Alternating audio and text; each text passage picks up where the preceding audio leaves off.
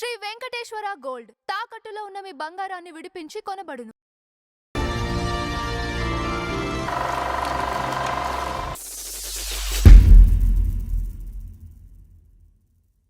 నమస్కారం నందమూరి చంద్ర గారు. నమస్కారం అంజబాబు గారు. ఈరోజు మన ఫ్లాష్ బ్యాక్లో జంధ్యాల గారి గురించి చెప్పుకున్నాం కదా మనం. అలానే ఆయన కన్నా ఎక్కువ సినిమాలు, కామెడీ సినిమాలు తీసిన ఒక దర్శకుడు తెలుగులో ఉన్నారండి. ఇంకెవరున్నారు? రేలంగి నరసింహారావు. అదే మా మిత్రుడు, మీ కొలీగ్.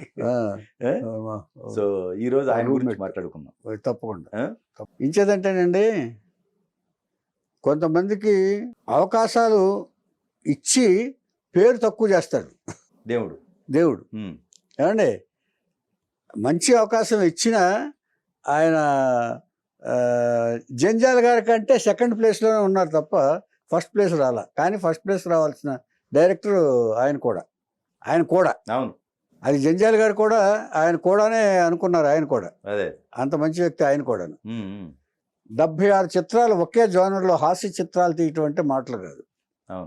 ఒక దర్శకుడు ఒక దాదాపు 4-5 దశాబ్దాల పాటు ఒకే జోనర్లో సినిమాలు తీసి మెప్పించడం అంటే కత్తి మీద సాము. పైగా హాస్యం పండించడం. పైగా ఒక సినిమాకి ఏమవుతుందంటే బోర్ కొడుతుందా, ఒక రిపీట్ అవుతుందా అనే ఇది వస్తుంది. కానీ ఈయన చిత్రాలు ఏమి రాలా. ఈయన కామెడీ అంతా భార్యాభర్తల మీద తీసుకున్నాడు ఆయన. అంచేత ఎవర్ గ్రీన్ ఏంటంటే భార్యాభర్తల మధ్య సంబంధాలు, భార్యాభర్తల మధ్య జరిగే హాస్య సంఘటనలు, ఇవన్నీ ఎవర్ గ్రీన్ దీని కింద తీసుకుని ఆయన చిత్రాలు రూపొందించారు. ఆయన టైటిల్స్ కూడా అలాగే ఉంటాయి. ఎదురింటి మొగుడు, పక్కింటి పెళ్ళం, ఇద్దరు పెళ్ళాలు ముద్దులు పోలీసు, ఏమండో శ్రీమతి గారు, ఇలాగా చేసినప్పుడు అంటే చాలా కష్టమైన ప్రక్రియ అండి ఇది. నేను అనేది కంటిన్యూస్గా హాస్య చిత్రాలు మినిమం గ్యారంటీతో తీయటం, అది ఇది ఆయనలో ఉన్న విశేషం. ఏమండి, అంటే లిమిటెడ్ బడ్జెట్. ఇంకోటి కూడా ఏంటంటే లిమిటెడ్ బడ్జెట్, లో బడ్జెట్లో ఢిల్లీలో అవార్డు పొందాడు ఈయన. లో బడ్జెట్ డైరెక్టర్ అని ఢిల్లీ అకాడమీలో అవార్డు వచ్చింది ఈయనకి. లో బడ్జెట్ డైరెక్టర్ అంటే అక్కడ కూడా గుర్తించారంటే దీన్ని బట్టి అంటే నిర్మాతకు ఏ కష్టం కలిగించకుండా తీయటంలో నిష్ణాతుడు ఈయన. పైగా ఇండస్ట్రీలో అందరికీ తలలో నాలుగులాగా ఉండేవాడు ఆయన. ఎవరికి ఏం కావాల్సి వచ్చినా ముందు కాంటాక్ట్ చేసేది రేలంగి నరసింహారావు గారిని. ఏ ఇన్ఫర్మేషన్ అయినా ఎవరినో కాంటాక్ట్ చేయించాలన్నా ఈయన్నే ప్రొసీడ్ అవుతారు ఎక్కువగా. అంటే అందరికీ అంత హెల్పింగ్ నేచర్, హెల్పింగ్ హ్యాండ్ లాగా మెసులుకుంటాడు. అది ఆయనలో ఉన్న ప్రత్యేకత. సరే, జంజాల గారితో సమానంగా సినిమాలు తీశారు. ఈయన వచ్చింది ఈయన అసలు డాక్టర్ అవ్వాలనుకున్నాడు ఫస్ట్. అది సామెత ఉంది కదా, డాక్టర్ అవ్వాలనుకుంటే యాక్టర్ అవుతారని. కానీ డాక్టర్ అవ్వాలనుకుంటే డైరెక్టర్ అయ్యాడు. రెండు ఒకటే. ఈయన ఏం చేశాడంటే, డాక్టర్ అయితే మందులతో వైద్యం చేస్తాడు, ఈయన హాస్యంతో వైద్యం చేశాడు. ఇప్పుడు ఫిజికల్గా మనసుకి ఆనందం కంటే ఆరోగ్యం ఇంకేముంటుందండి. అంచేత మనసుకు ఆనందాన్ని కలిగించేవాడు కూడా వైద్యుడే. అతడు ఏ రూపంలో ఉన్నవాడు, డైరెక్టర్ రూపంలో ఉన్నవాడి, లేకపోతే దీంట్లో కళాకారుడు రూపంలో ఉన్నవాడు, ఎవరైనా సరే వైద్యుల కింద లెక్క. అలాంటి వైద్యంలో ఈయన పట్టా పొందాడు రేలంగి నరసింహారావు. ఏమండి, మానసిక వైద్యులు కూడా ఒక విధంగా చెప్పాలంటే అదేనండి కరెక్ట్. దర్శకుడు అంటే అంతే కదా చేశాడు ఆయన. తర్వాత ఈయన పుట్టింది చాలా మహా ప్రశస్తి చెందిన పంచారామ క్షేత్రాలు ఒకటైన పాలకొల్లులో. పాలకొల్లు దేనికి ప్రసిద్ధి? ఒక అల్లు రామలింగయ్య, ఒక దాసరి నారాయణరావు గారు, ఒక పినిశెట్టి శ్రీరామమూర్తి, ఆ పినిశెట్టి శ్రీరామమూర్తి గారి కొడుకు రవిరాజ పినిశెట్టి, తర్వాత చలం గారు ఇక్కడే, అల్లు అరవింద్ గారు అక్కడే. ఇందరి ప్రముఖులు పుట్టిన హరిరామ జోగి గారి నిర్మాత, పైగా రాజకీయ నాయకుడు. వీళ్ళందరూ పుట్టిన ప్రదేశం పాలకొల్లు.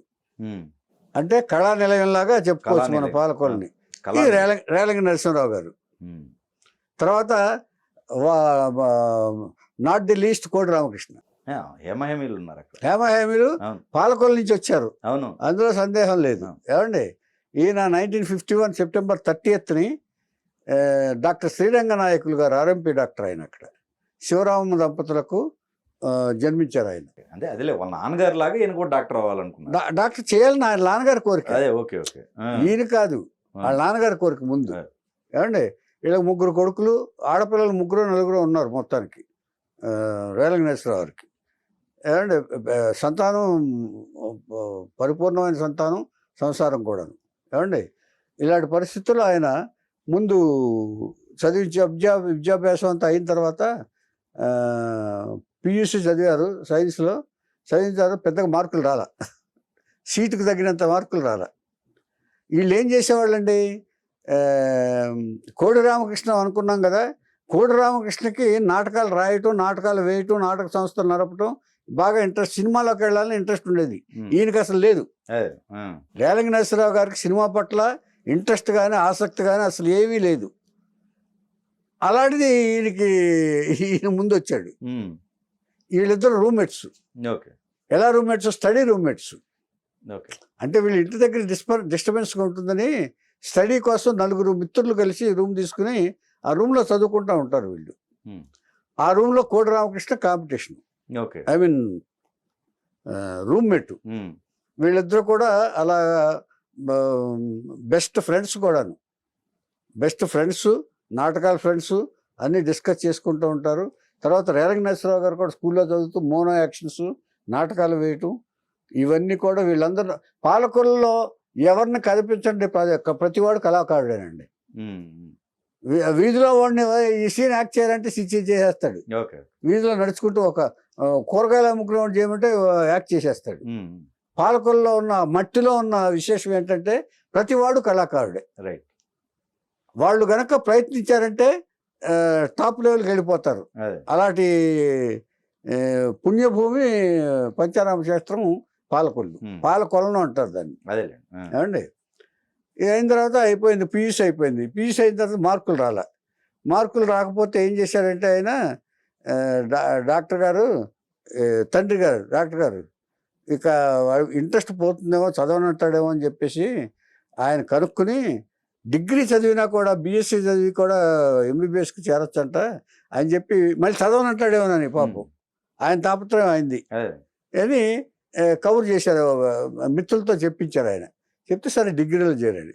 డిగ్రీ చేరితే మాత్రం ఆయనకి ఇది ఎక్కడ చదువు, ఇది ఎక్కడ మంచి పర్సంటేజే వచ్చింది కానీ పియూసీలో సీట్ అప్పట్లో 95 వచ్చే తప్ప మెడికల్ సీట్ వచ్చేది కాదు. అంత ఇదిగా ఉండేది అప్పట్లో.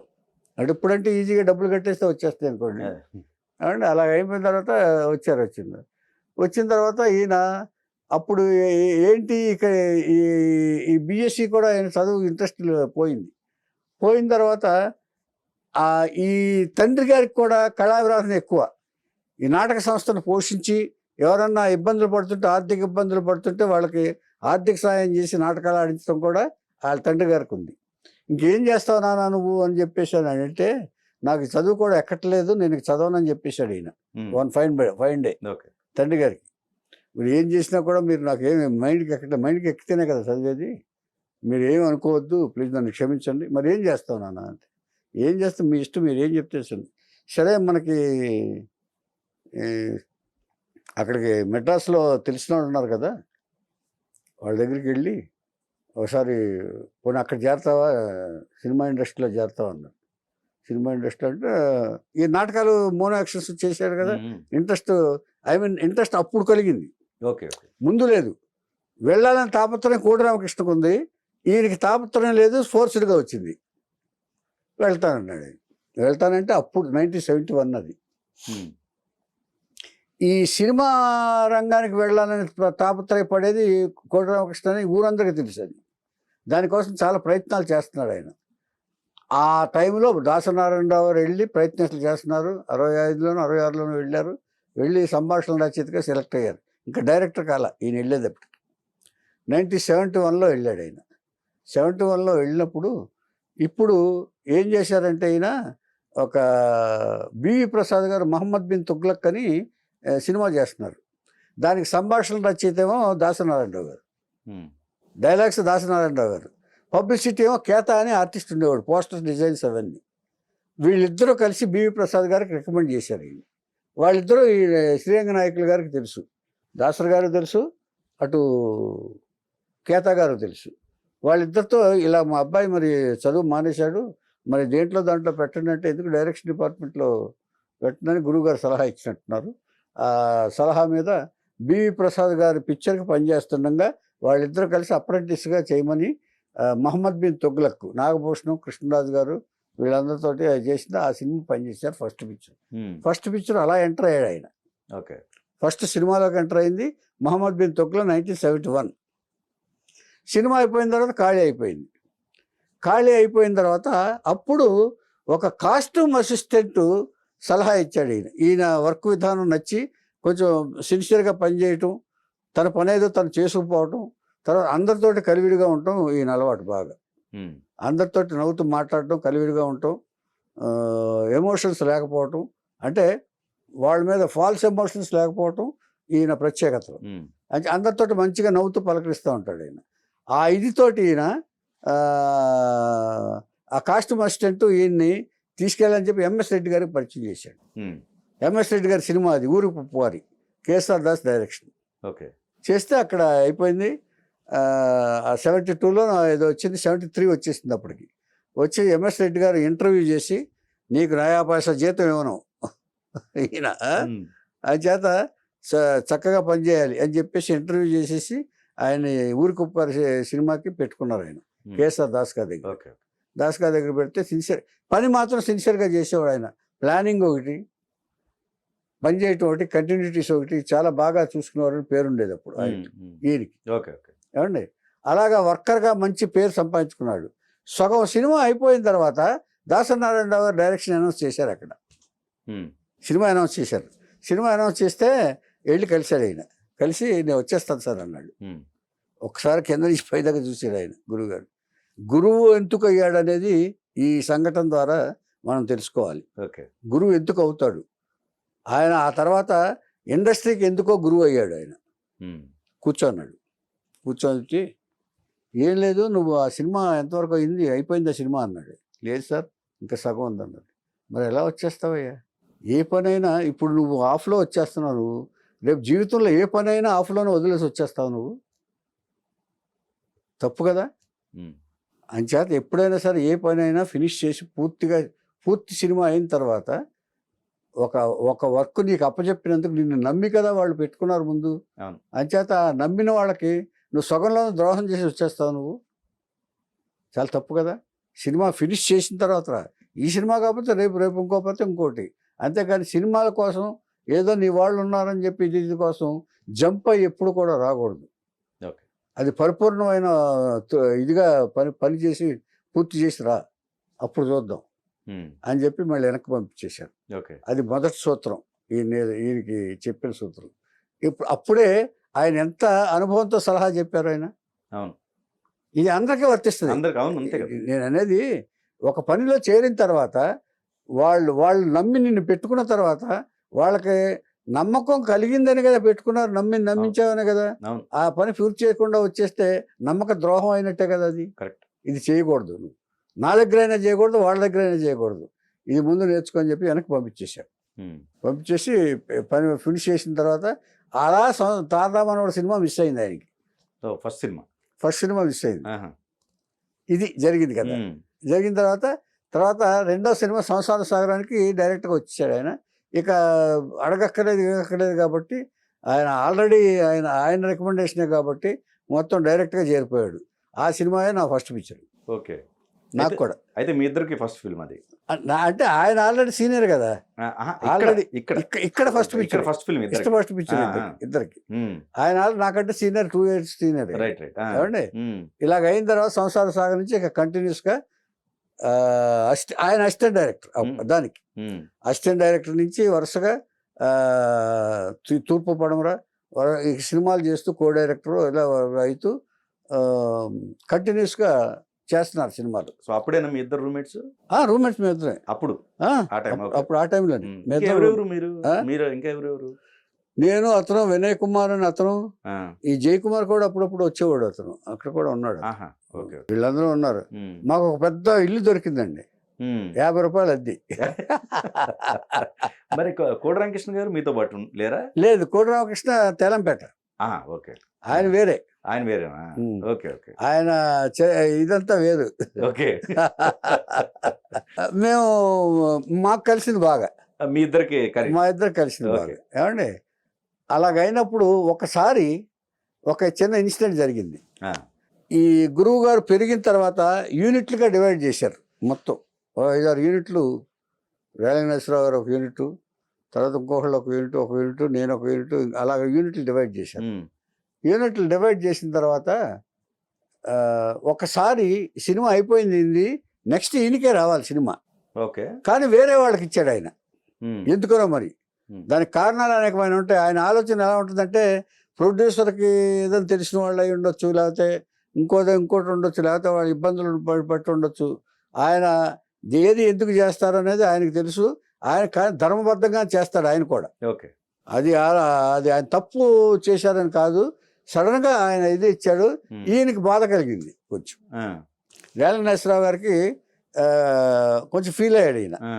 నేను ఖాళీగా ఉండి ఇప్పటికి 4 రోజులు అయిపోయింది, ఇంకా సినిమా ఇవ్వలేదు అని చెప్పేసి ఆయన ఫీల్ అయ్యి మానేద్దాం అనుకున్నాడు ఆయన. అంటే ఒక అనాలోచన, ఒక ఆవేశం, ఒక ఆవేశం కలిపితే ఎలాంటి నిర్ణయం తీసుకుంటానికి చెప్పడానికి ఉదాహరణ ఈ ఇన్సిడెంట్. ఆవేశంతో నిర్ణయం తీసుకున్నాడు ఆయన మానేద్దామని. అంటే నేనైతే ఒకటే ఆవేశమే, ఆవేదన ఉండదు. నేను అలా ఫైల్ ఇచ్చేసి వెళ్ళిన సందర్భాలు ఉన్నాయి 2-3. నేను అలా వదిలేసి వెళ్ళిపోయిన సందర్భాలు కూడా. ఏమండి అలాగా ఆయన తెలుసుకుని, కానీ ఆయన చెప్దాం అనుకున్నారు. ఆయన చెల్లి గురువు గారు ఒకసారి కూర్చున్నారు సోఫాలో. వెళ్ళి మార్నింగ్ వెళ్ళారు ఆయన.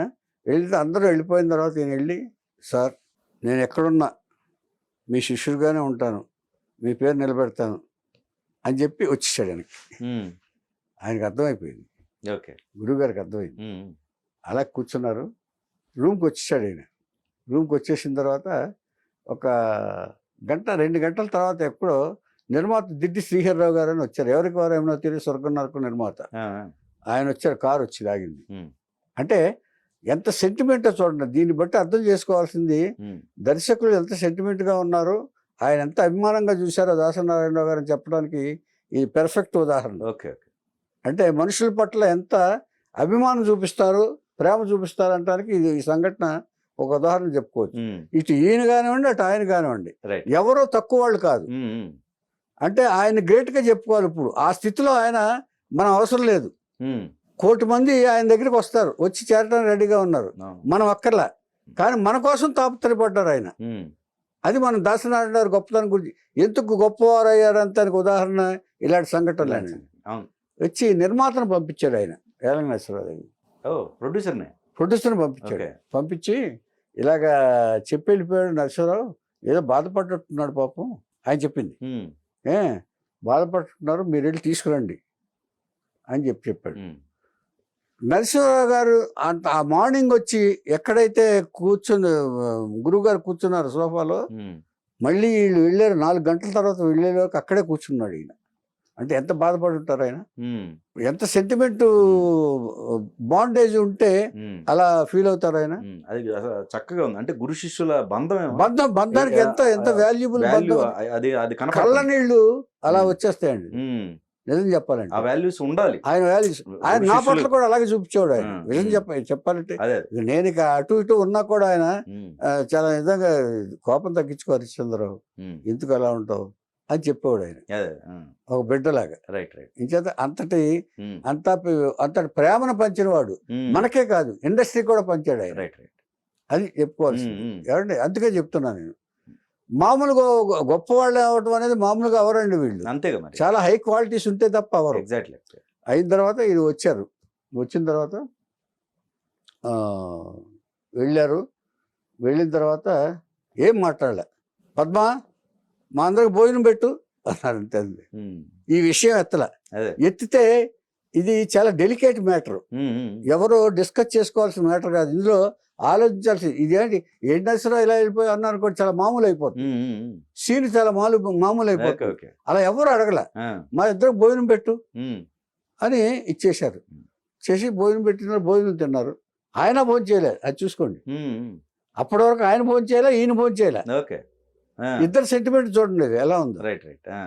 ఇంచేదంటే అంత సెంటిమెంట్ ఉంది కాబట్టి ఆయన పట్ల లాస్ట్ వరకు అంత అభిమానంగానే ఉన్నాం మేము అందరం కూడా. మీరంతా అవును ఏమండి, అది విషయం. అయిందా, వచ్చారు, భోజనం చేసిన తర్వాత సరే రేపు పొద్దున వచ్చేసే ఆఫీస్, ఇంటికి వచ్చేసాయి, ఆ పని చేద్ది కానీ అని చెప్పేసి పంపించేశారు. కళ్ళనీళ్ళు అలాగా కారిపోయినాయి, ఆ కాళ్ళ మీద అలా పడినాయి అనమాట. ఈయనకి ఆయన ఆప్యాయత చూసి తట్టుకోలేకపోయాడు అనమాట. అట్లాంటి ఒక ఇన్సిడెంట్ జరిగింది. ఏమండి, అంటే దీన్ని బట్టి అర్థం చేసుకునేది ఒక బాండేజ్ ఎలా, ఎవరు పనిచేసినా, ఎవరు ఏ కన్సర్న్ లో పనిచేసి, ఇప్పుడు మీసో కన్సర్న్ లో పనిచేసినా పనిచేసే వాళ్ళందరూ కూడా ఒక ఆత్మీయతతో పనిచేస్తే ఈ బాండేజ్ ఉంటుందని ఒక అర్థం. ఎగ్జాక్ట్లీ, ఏ కన్సర్న్ అయినా సరే. అసలు గురు శిష్యులు ఇప్పుడు ఎంత చక్కగా ఉంది అంటే అర్థం చేసుకోవటం చూడండి ఎంత బ్యూటిఫుల్ గా ఉంది. ఏంటంటే చిన్నతనం వల్ల ఈయన ఆవేశపడ్డాడు. అవకాశం, ఆయన ఇబ్బందులు ఉంటాయి, బట్ ఆయన అర్థం చేసుకున్నాడు. ఆయన అర్థం, ఆయన గ్రేట్ వాల్. ఎగ్జాక్ట్లీ, అందులో సందేహం లేదు. అలాగా సినిమాలు అయిపోయినాయి, చాలా సినిమాలు చేశారు. సినిమాలు చేసిన 80 వరకు పనిచేశాడు ఆయన. అక్కడే అక్కడి నుంచి 80 వరకు పనిచేశాడు. 73 నుంచి 80 వరకు పనిచేసిన తర్వాత ఈయన సర్కస్ రాముడు అనే సినిమా చేశాం మేము కోవై చరణ్ గారికి. ఆయన నెక్స్ట్ సినిమా ఇవ్వడానికి గురువు గారికి డేట్స్ లేవు. డేట్స్ లేకపోతే మా నరసింహరావుతో ఒక సినిమా చేయండి, చిన్న సినిమా, తర్వాత నేను ఇస్తానని చెప్పి డేట్స్ ఆయన ఇచ్చి నరసింహరావుకి ఇప్పించాడు. అదే మురళీ మోహన్ బాబు వీళ్ళందరితో చేసిన సందమా సినిమా. కానీ కారణాంత వల్ల ఏదో హిందీ పిక్చర్ చేసి అది రిలీజ్ అవ్వలేదు. ఆ తర్వాత ఈయన సెంటిమెంట్ సినిమా చందమామ, లేకపోతే సెంటిమెంట్ డైరెక్టర్ అయ్యేవాడు ఈయన. ఈయనకి హాస్యం రాదు, హాస్య డైరెక్టర్ కాదు ఫస్ట్ లో, ఎందుకంటే దాసనారాయణ శిష్యుడు, అన్ని జోనర్స్ చేయగలడు. కానీ ఈయన వచ్చిన తర్వాత సెకండ్ సినిమా కూడా గురువు గారి పర్యవేక్షణలో వచ్చింది, ఇల్లంతా సందడి అని. రామారావు గారి బావమరిది ఒక ఆయన, రామ్మోహన్ రావు గారు ఒక ఎవరు ఉన్నారు, ఆయన చేసిన తర్వాత ఆయన అది బాగా సక్సెస్ అయింది. తర్వాత ముందు రిలీజ్ అయింది నేను మా ఆవిడ అనే సినిమా. ఇది కాదు చందమామ కాదు. చందమామ కంటే నేను మా ఆవిడ, ఆ తర్వాత ఇల్లంతా సందడి, ఆ తర్వాత ఏమండో శ్రీనివాస్ గారు, వరుసగా 3 సినిమాలు హిట్, కాన్సిక్యూటివ్ హిట్స్. తర్వాత ఈ సినిమాలు చేస్తూ వరుసగా చిన్న సినిమాలు. ఈయన రైటర్స్ని ఎక్కువ, హాస్య రచయితలను ఎక్కువగా నమ్ముకునేవాడు ఈయన. కాశీ విశ్వనాథ్ అని, శంకరమంచి పార్థసారథి గారని, ఈ ఎంతో పెర్మనెంట్ రచయితలు వీరికి. అందరూ రాశారు, సత్యానంద కూడా రాశారు ఆయన, కానీ ఎక్కువగా పనిచేసింది మాత్రం వీళ్ళు. తర్వాత ఈయన బెజవాడలో ఒక బ్యాంకులో పనిచేస్తున్న దివాకర్ బాబుని తీసుకొచ్చింది ఈయనే పరిచయం చేసింది. ఈయన పరిచయం చేసింది. ఒక కథ ఉందని ఎవరో చెప్తే బెజవాడ వెళ్ళి బ్యాంకు నుంచి రప్పించాయని అడ్రస్ తెలుసుకుని, మీ దగ్గర ఏదో కథ ఉందంట కదా అంటే, ఆయన ఏమన్నాడంటే, కథ ఉంది కానండి, నేను రాసిస్తానండి మీకు అని చెప్పాడు. రాయటంగా స్క్రీన్ ప్లే రాయన్నాడు. స్క్రీన్ ప్లే అంటే ఏంటో తెలియస్తానన్నాడు. అయిన తర్వాత ఆయన చెప్పి ఇలా రాయమని, మీరు అనుకున్నది రాసేయండి, దాన్ని సెపరేట్ సీన్స్ మనం చేసుకుందాం అని చెప్పేసి ఆయన తీసుకుని. ఇంతకంటే గొప్ప విషయం ఒకటి చెప్పాలి మీకు. అంతకుముందే ఈయన చేస్తున్న సినిమాకి ఈ కథ నిర్ణయించిన ప్రొడ్యూసర్కి బవిటిపాటి రాధాకృష్ణ గారి కథామాటలు. ఇవన్నీ ఎందుకు తెలుసుకోవాలంటేనండి, అంటే మోరల్స్ ఇంకా బతుకున్నాయి, మనుషుల్లో మోరల్స్, నీతి ఇంకా బతుకుందని చెప్పడానికి ఒక ఉదాహరణ కింద చెప్పుకోవాలి. బవిటిపాటి రాధాకృష్ణ గారికి వచ్చిన తర్వాత ఈ కథ నచ్చింది ఈయనకి. నచ్చిన తర్వాత ఆ కథ తీసుకొచ్చి దివాకర్ బాబు గారి చేత బవిటిపాటి రాధాకృష్ణ గారికి మెడ్రాస్లో చెప్పించారు. చెప్పించిన తర్వాత ఆయనకి ఇది బాగుందే, నా సినిమా ఎప్పుడైనా చేసుకోవచ్చు సార్, మీరు ఈ కథ మీరు చేసేసుకోండి, మా మాటలు కూడా ఆయన చాలా బాగా రాశాడు, ఆయన చేత రాయించుకోండి అని చెప్పి బవిటిపాటి గారు నమస్కారం పెట్టి వెళ్ళిపోయారు. దీన్ని ఏమంటారు మరి? ఇది నీతి అంటారా మరి? ఇప్పుడు ఎవరైనా అలా చేస్తారా? ఎవరిదన్నా లాక్కోవాలని ట్రై చేస్తారు తప్ప జాబులు. ఇలాంటివన్నీ సంఘటనలన్నీ జరిగినాయి. ఏమండి, ఈ తర్వాత ఇంకొక ఇన్సిడెంట్ చెప్పడం మర్చిపోయాను నేను. ఈయన మద్రాసు పంపించే ముందు 71లో ఈయన డాక్టర్ కాదు ఇక నా వల్ల కాదు చదవలేను అని అనుకున్నప్పుడు సరే సినిమా రంగానికి పంపిద్దామని తండ్రి గారు డిసైడ్ చేసినప్పుడు ఊరంతా ఇదివరకు ఊళ్ళల్లో సినిమాకి వెళ్తున్నారంటే చాలా హడావిడి ఉంటుంది, చాలా ఎక్సైట్మెంట్ ఉంటుంది వాళ్ళకి. అమ్మో సినిమాకి వెళ్తున్నారంటే అందరికీ తెలుసు. తన స్నేహితుడు రూమ్మేట్ అయిన నాటకాల్లో పార్ట్నర్ అయిన కోడి రామకృష్ణకి మాత్రం చెప్పలేకపోయాడు ఆవిడ. ఏదో ఒక్కోసారి మిస్ఫైర్ అవుతూ ఉంటుంది. అది తెలిసి బాధపడ్డాడని చాలా మంది ద్వారా తెలిసింది. ఆ తెలిసిన తర్వాత ఈయన ఆ రోజు 4 గంటలకు ట్రైన్కి వెళ్ళాలి, మెడ్రాస్ రావాలి. మెడ్రాస్ వచ్చే రోజు చెప్పి వెళ్దామని చెప్పి కోడి రామకృష్ణ ఇంటికి వెళ్ళాడు. ఇంటికి వెళ్ళిన తర్వాత వాళ్ళ అమ్మ హుషారుగా రాబాబు నీకోసం ఏదో చూస్తున్నారు, రే నాన్న జిన్నా వచ్చాడు, ఈయన నిక్నేమ్ జిన్నా వచ్చాడు అనగానే ఆత్రంగా పరిగెత్తుకుంటూ వచ్చాడు కోడి రామకృష్ణ. వచ్చి కౌగిలించుకున్నాడు. కౌగిలించుకున్న తర్వాత రూమ్లో మాట్లాడుకున్న తర్వాత ఈ విషయం చెప్పాడు. సారీ, నేను ఇలాగా ఈ హడావిడిలో అసలు వెళ్దామా వద్దా మాందామా అనే సందిగ్ధంలో పడి నీకు చెప్పలేకపోయాను నేను, అంచేత నువ్వు వెళ్దాం అనుకున్నావు కానీ నేను ముందు వెళ్తున్నాను అని చెప్పుకున్నారు. అదేంటిలే నువ్వు ముందు వెళ్ళు, నువ్వు వెళ్తే నువ్వు వెనకాల మేము వచ్చేస్తాం అని చెప్పి కోట ఇద్దరు బాగా మాట్లాడుకున్నారు. అని మాట్లాడి వస్తుండగా వాళ్ళ అమ్మగారు పిలిచి వస్తానండి అంటే భోంచేసి వెళ్ళండి ఆయన అన్నారు. రామకృష్ణ కూడా భోంచేసేద్దామంటే ఇద్దరు కలిసి భోంచేశారు. భోంచేసి వచ్చిన తర్వాత ఇక్కడ ఇంటికి వచ్చారు. వాళ్ళు ఇంటికి వచ్చిన తర్వాత వీళ్ళ అమ్మగారు శివరామ గారు వచ్చి నాయన భోంచేద్దాం రా అన్నారు. అంటే ఈ గొడవ అందరికీ తెలుసు, రామకృష్ణ మిత్రుడని, అతనికి చెప్పలేదు, అతను బాధపడుతున్నాడని వార్తలు వచ్చినాయి ఇంటికి. అందరికి వాళ్ళ అమ్మగారికి కూడా తెలుసు. వచ్చిన తర్వాత భోంచేద్దు కానీ రాయ అంటే నేను అక్కడ రామకృష్ణతో భోంచేశానమ్మా అని చెప్పాడు. నేను అదే అనుకున్నాను, అయ్యా నువ్వు అక్కడ భోంచేసేస్తే బాగుందని. ఎంత మంచి మాట అండి. అంటే అలాగ ఆలోచించే వాళ్ళు ఎవరున్నారు? అలాంటి తల్లిగారితో ఈయన ఒకసారి 14 సంవత్సరాలు మాట్లాడలే ఒక అపార్థం వల్ల. అది వేరే విషయం, అది ఆయనే చెప్పుకుంటారు. చెప్పారు మీతోటి అప్పుడు చెప్పినట్టున్నారండి. అది మనకు ఏమండి. ఇలాగ ఇక వ్యక్తిగత జీవితానికి వస్తే ఈ 1979లో వీళ్ళు బంధువుల అమ్మాయి గారిని కోరి వాళ్ళ తండ్రి గారు ఇచ్చి ఆ అమ్మాయిని తెచ్చి పెళ్లి చేశారు. 79లో సాయి లక్ష్మి గారు అనే ఆవిడని తీసుకొచ్చి పెళ్లి చేశారు. వీడికి 2 కుమారులు, ఒక రేలంగి సతీష్, రేలంగి కిరణ్, రేలంగి సతీష్. కిరణ్ అనే అతను ఒక ఏదో దీనికి సంబంధించి ఆన్లైన్ క్రియేటివ్ వర్క్ చేస్తూ ఉంటాడు, ఇంకోటి ఏదో చేస్తున్నాడు ఆయన. ఆ తర్వాత సతీష్ అమెరికాలో డెలైట్ కంపెనీలో హైయెస్ట్ పొజిషన్లో ఉన్నాడు. అక్కడ ఇల్లు కొనుక్కుని అదంతా మంచి పొజిషన్లో అక్కడ ఉన్నాడు ఆయన. ఇద్దరికి వివాహాలు అయినాయి. ఏమండి. ఇక వీళ్ళ బామ్మర్ది ఒక కెమెరామెన్, సాయిలక్ష్మి గారి బ్రదరు రాజు అని కెమెరామెన్ వాళ్ళలో ఉన్నారు. ఇక ఈయనకి అవార్డులు చాలా, బెస్ట్ డైరెక్టర్గా సంస్థలు చాలా వచ్చినాయి. సుందరి సుబ్బారావు అనే సినిమాకి ఉత్తమ స్క్రీన్ ప్లేకి నంది అవార్డు వచ్చింది ఈయనకి.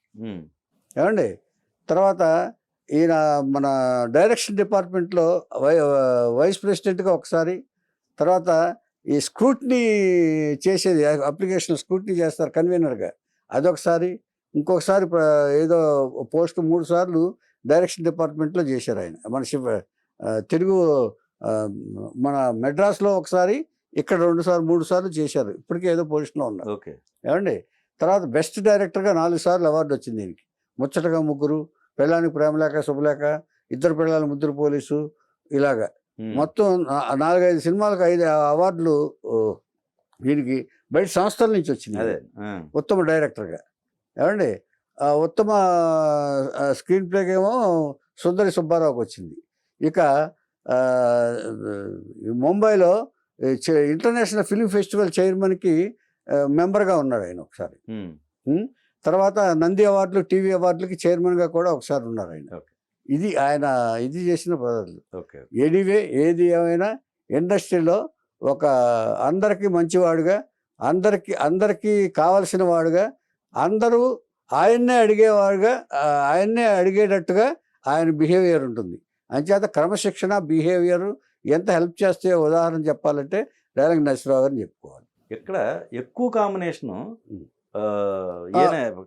వైజ్ చూసుకుంటే, కాంబినేషన్స్కి వస్తే ఈయన వరుసగా ఈయన ఏం చెప్తాడంటే, ఈయన చంద్రమోహన్ నుంచి నేను కామెడీ టిప్స్ నేర్చుకున్నానని చెప్తారు. ఈయన నాకు ముందు హాస్యం రాకపోయినా నేర్చుకున్నాను అంటారు. అది కాదు, కానీ ఒరిజినల్గా క్రియేటర్ అయినా మోడరేట్గా చెప్పాడు ఆయన. ఏమండి, రాకుండా డైరెక్టర్ ఎలా చేస్తాడు ఆయన? ఒరిజినల్గా ఇన్బైబ్ అయి ఉంటుంది అది, దాంట్లో హాస్యం అనేది. పైగా ఇంటి పేరు ఒకటి. తర్వాత ఒకసారి రేలంగి గారు రేలంగి గారు ఈయనకి తెలియదు, దూర బంధుత్వం ఏదో ఉంది. ఒకసారి ఏదో మా రాధమ్మ పెళ్ళి అనే సినిమాలో బుక్ చేసాం రేలంగి గారిని. వచ్చిన తర్వాత సెట్లోకి తీసుకెళ్ళాం ఆయన అప్పుడు నడిపించి తీసుకెళ్లాల్సి వచ్చింది. ఒకసారి ఈయన అడిగాడు ఆయన, నీ పేరేంటా అన్నాడు. నా పేరు రేలంగి నరసరావు. రేలంగి నరసరావా? ఇదేంటయ్యా, నువ్వు నాకు తెలుసా? బంధువా? తెలుసు సార్, నాకు తెలుసు సార్, ఇదే ఇచ్చారు అన్నారు. సరే, ఇంకెప్పుడు నువ్వు రేలంగి అని పిలిపించుకోబాకు, నరసరావు అని పిలువు. అదేంటి సార్, నరసరావు కదా సార్, రేలంగి నరసరావు కదా సార్. కాదయ్యా, ఒకవేళ మీ గురువు గారు నేను తిట్టాడు అనుకో, నన్ను తిట్టాడని నేను అనుకుంటే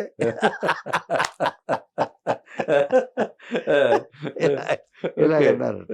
సో ఏది ఏమైనా సరే ఒక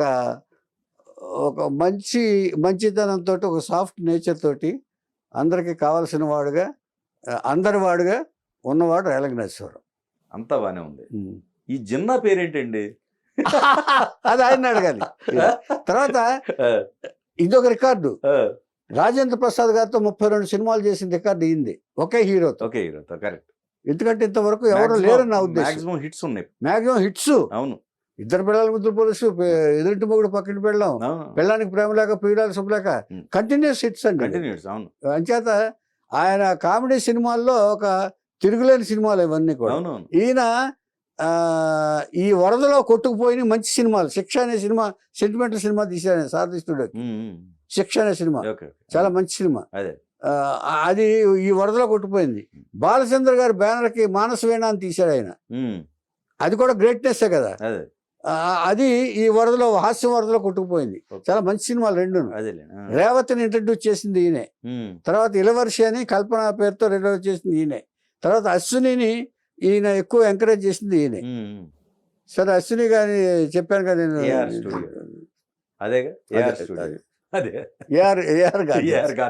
ఇది రేలంగి నరసింహారావు గారి చరిత్ర.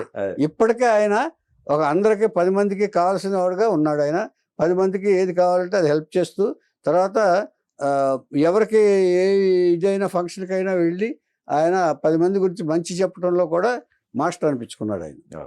ఇది రేలంగి నరసింహారావు గారి చరిత్ర.